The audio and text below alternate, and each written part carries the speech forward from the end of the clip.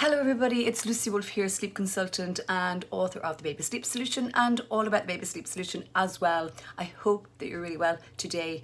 Earlier this week I did a little post about short naps, and I know that napping in general can be a really painful and frustrating exercise for a lot of you, and so just wanted to briefly come on and talk a little bit about things that you can do, or maybe things that you can change that might help your napping success. And I suppose generally parents struggle to either achieve the nap or that the nap is of a short duration.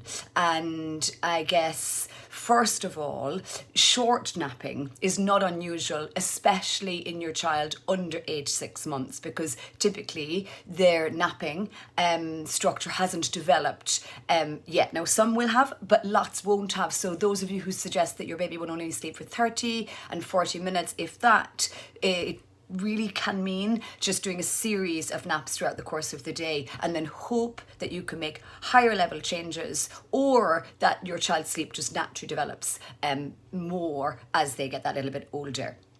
And then when they're beyond 6 months of age, I generally find napping is a struggle for a couple of reasons. I think sometimes that it's a case of not being tired enough, okay, or overtired. Now, I'll always lean on overtired as being the first reason rather than not being tired enough. And again, most children benefit from being offered naps every 2 to 3 hours throughout the course of the day, depending on their age profile. And I do find that in the morning time, that wake profile is really quite small.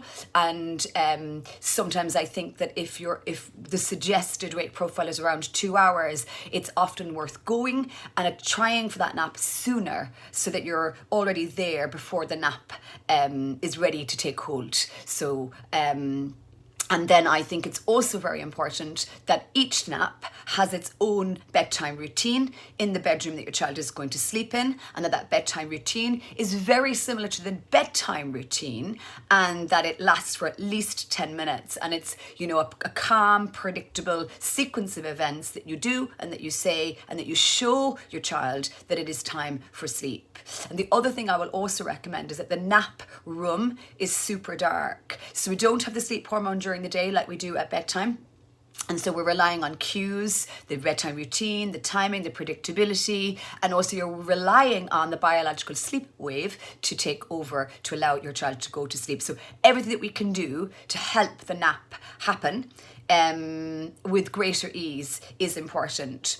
One thing that I find to be relevant is that if your child doesn't yet have the ability to go to sleep for themselves at bedtime without high levels of support from you or the use of a boob or the bottle, it's not unusual then for the nap to be a struggle, because it seems that the learning to sleep is deeply ingrained at bedtime and then transferred into the daytime. So it's something to be considering, that if your child is rocked to sleep at bedtime, they may really struggle to achieve their nap, or of course they may struggle to maintain their nap if their sleep ability is not as high as it needs to be for this purpose. So again, I'll always get you to consider, what does your child associate for going asleep, specifically at bedtime, and then of course what do they associate with going to sleep during the nap, and what do they need from you. And if it's a thing that there's a high parental need or feeding need in either bedtime or for the nap, then I would definitely encourage you to look at working on a sleep learning exercise, and ideally using the stay and support approach at bedtime, and then supplanting that into the day and building up your child's sleep ability, and their range to go asleep and stay asleep becomes more possible. Now, another barrier to daytime sleep is if the nighttime sleep is very interrupted. So if the nighttime sleep is disturbed considerably, like far outside your typical feeding or brief reassurance, so lots of nighttime activity, then it can sometimes be very hard for the nap to establish itself, because your child is nearly always overtired as a result. So it is not unusual for you to need to work on both bedtime treat your overnight sleep segment and then start to treat your daytime sleep segment as well. And whenever I begin to treat the nap segment, I don't really worry hugely about duration. In the beginning, I'm very focused on application, so learning to go asleep.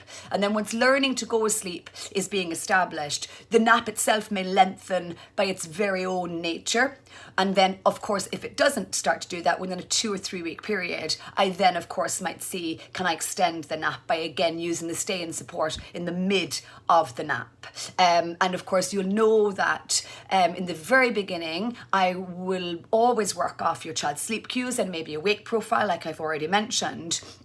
And then when I feel the sleep is becoming more established, I start to move the naps, nudge them into place so that the day is balanced and that bedtime can be a standardized bedtime rather than an early bedtime. And also a bedtime that keeps changing. So again, we are looking for as much regularity, as much predictability from you and from the timings, you know, the time that you offer your naps, the time that you offer your feeds, the time that you offer your bedtime routine, and that rhythm then can become ingrained. And of course, that helps to support your child's healthy sleep practices. So you can read lots more about this in either or both of my books, and of course on my website. And if you are interested, you can download a free sleep guide from the link in my bio as well. And I look forward to seeing you here again soon.